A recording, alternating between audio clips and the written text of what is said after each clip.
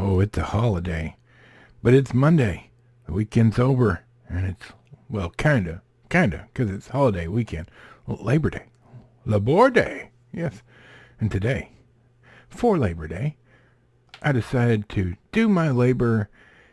And yesterday I watched a 9-hour, 7-minute miniseries in one sitting.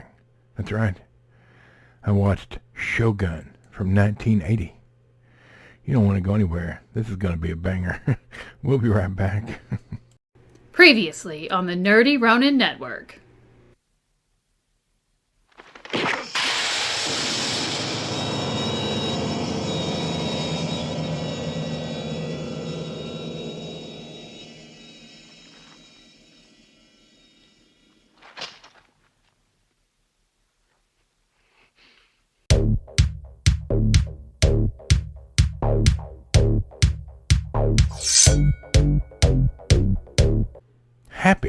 Happy Monday. That's right. It's Monday. And I would say that the weekend is gone and the work week has began. But for many of you, if not every one of you, today's a holiday. So that means it's a second day or an extra part of the weekend. So, happy weekend. It's Labor Day. I debated about not doing a video. I debated about taking a holiday for today, but I couldn't do that because it's Labor Day. And I was like, what better way to support and celebrate this fantastic holiday? So I sat down yesterday and watched a 9-hour, 7-minute miniseries from 1980 called Shogun. James Clavell's Shogun, to be exact. Before we get into it, like and subscribe if you haven't already. Hey you, I'm talking to you, all you new subscribers out there. Thanks for being here. We're glad to have you. And to the old subscribers, hello, welcome. Glad you're back. In the description down below are links to the stuff we like. If it's not there, thenerdyronin.com is the place to be. So let's get into it, y'all. Here we go. Excuse me. Shogun TV miniseries, 1980. TV mature for sure. 9 hours and 7 minutes. Now, a little explanation. I have read this book. I loved this book. It is like big like the Bible book. Alright? So there's no way you could make this into a 2-hour movie. You just could. Now they tried. They did an edited version. They edited a 9-hour miniseries down to 2 hours and released it. Whatever. Alright? I have not watched that, nor will I. That's ridiculous. I had issue with this, like at the end, there were things they missed, and it just kind of abruptly ended. So there was more they could have done, and they could have added 2 more hours, and it'd been perfectly fine. An English navigator becomes both a player and a pawn in the complex political games in feudal Japan. Sure, great synopsis. It stars, however, Richard Chamberlain and the great Toshiro Mifune. Yoko Shimada as well. Now, this is not your average show. This, to be fair, it deals with some serious topics. It's extremely complex.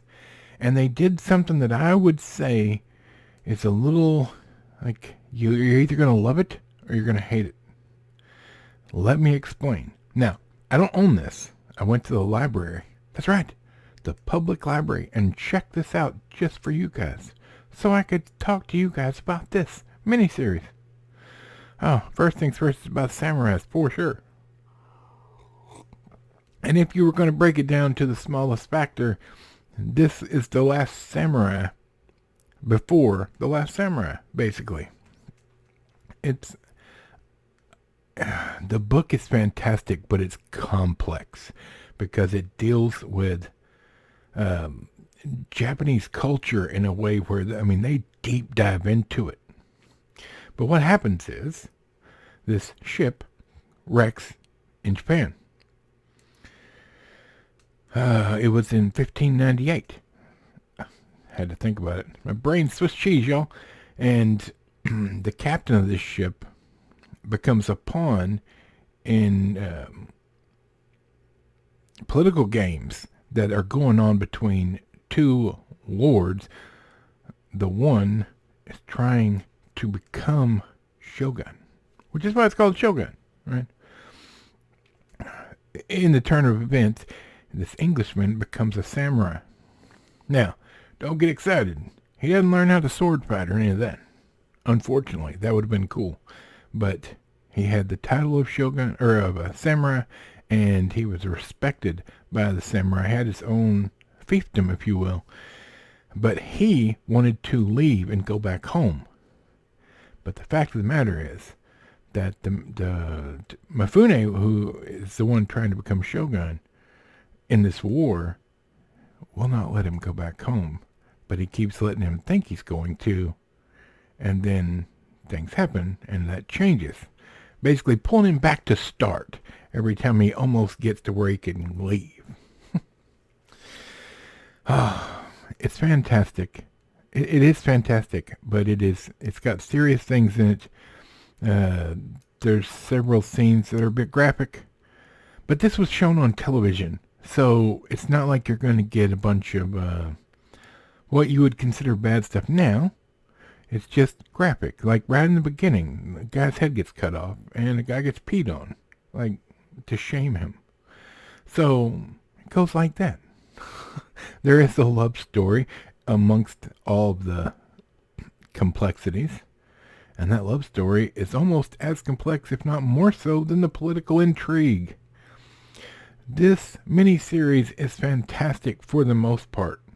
On DVD, it takes 4 discs to watch the whole thing, and the 4th disc, the final disc, the miniseries, it's like they rushed the ending. Now, as I said, I read the book, and there were quite a few things about the war itself that was left out. And at the end, they just tell you the results of what happened after this. But in the book, it's all part of the book, and so there's a lot left out in the miniseries that would have helped understand what was going on. But here's the thing they did. Sorry, I got distracted. Here's the thing they did that you may or may not like. They wanted you as the viewer to feel like to learn, just like Blackthorn, which is Richard Chamberlain's character, who once he got there, he couldn't understand anything they were saying. So as he learns Japanese, slowly, throughout the miniseries, he starts being able to talk with them without needing an interpreter. But everything in Japanese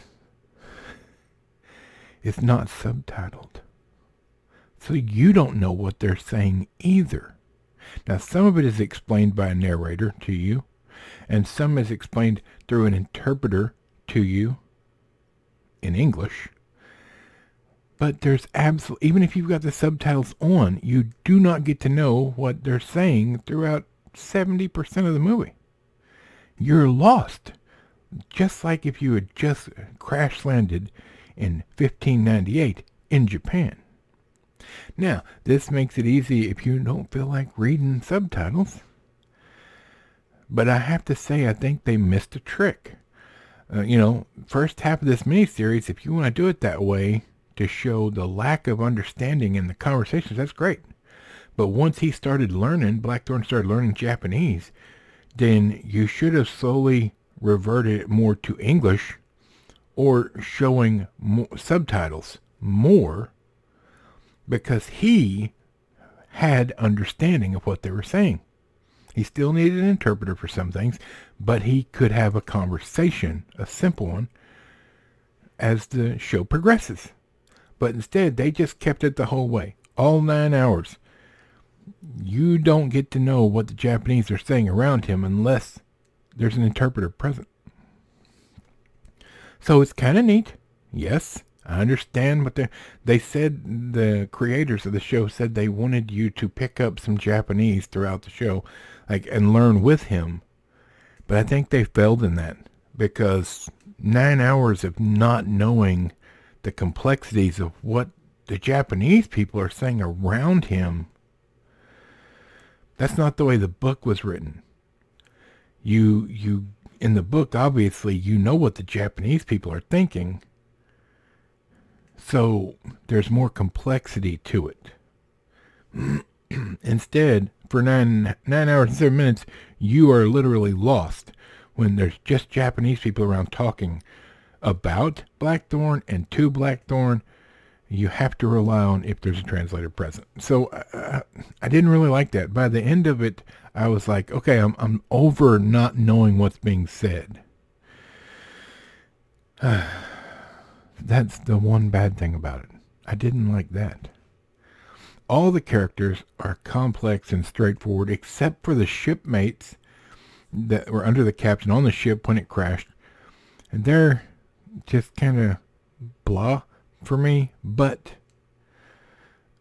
the story of Blackthorn's journey and arc, if you will, to a respected member of this universe or world is intriguing.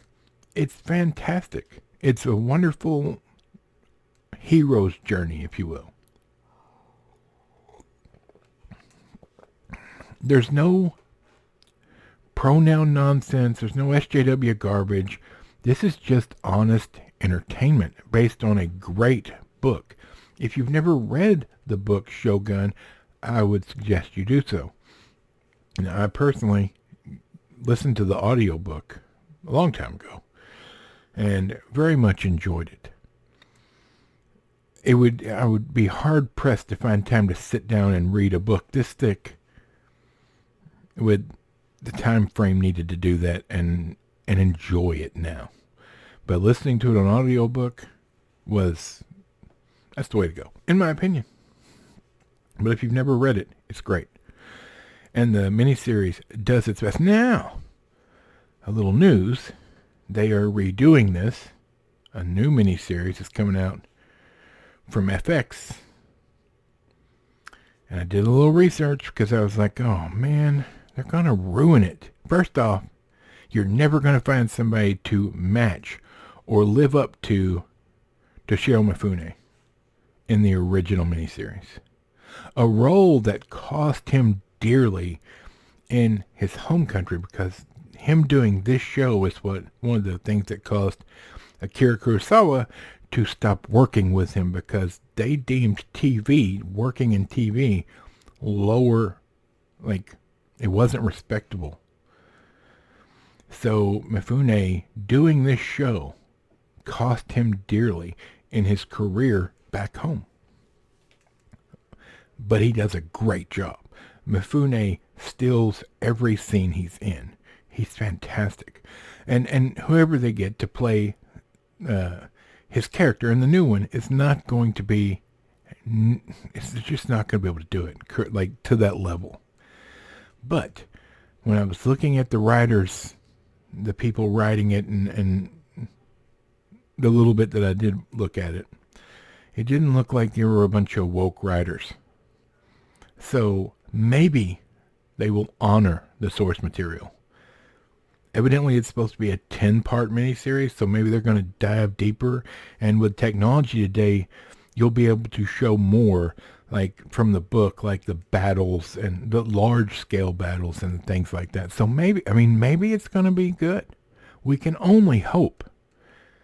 If they stick with the source material and don't put any modern-day garbage in it, I'll watch it. I'll be right there. I'm not going to lie. I love this type of story. So, I know this has been a bit of a long one, but the fact of the matter is this being made back in 1980, it was really well done. Back then, people stopped going out while this was on back in 1980. They rushed home from work to watch the next episode, right? This was a big event because the book was super famous at that time. I believe the book came out in 1977.